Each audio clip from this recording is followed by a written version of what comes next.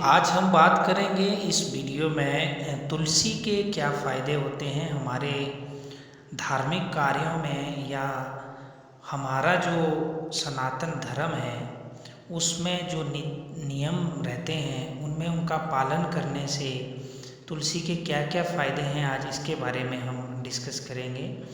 ये जो संवाद है ये तुलसी और भगवान विष्णु का है।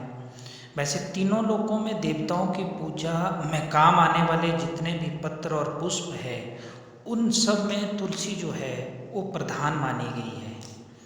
तो भगवान विष्णु कहते हैं तुलसी को कि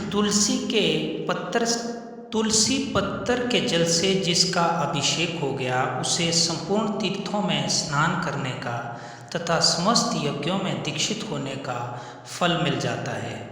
साध्वी हजारों घड़े अमृत से नहलाने पर भी भगवान श्री हरि को उतनी तृप्ति नहीं होती है जितनी वे मनुष्यों के तुलसी का एक पत्ता चढ़ाने से प्राप्त करते हैं। पतिव्रते 10,000 गोदान से मानव जो फल प्राप्त करता है वही फल तुलसी पत्र के दान से पा लेता है।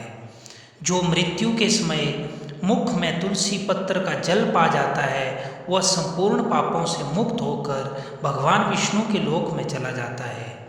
जो मनुष्य नित्य प्रति भक्तिपूर्वक तुलसी का जल ग्रहण करता है वही जीवन मुक्त है और उसे गंगा स्नान का फल मिलता है। जो मानव प्रतिदिन तुलसी का पत्ता चढ़ाकर मेरी पूजा करता है वह लाख अश्वमेघ यज्ञों का फल पा लेता है।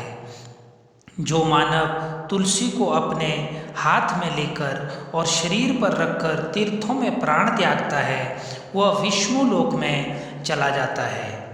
तुलसी काष्ठ की माला को गले में धारण करने वाला पुरुष पद पद पर अश्वमेध यज्ञ के फल का भागी होता है, इसमें कोई संदेह नहीं है।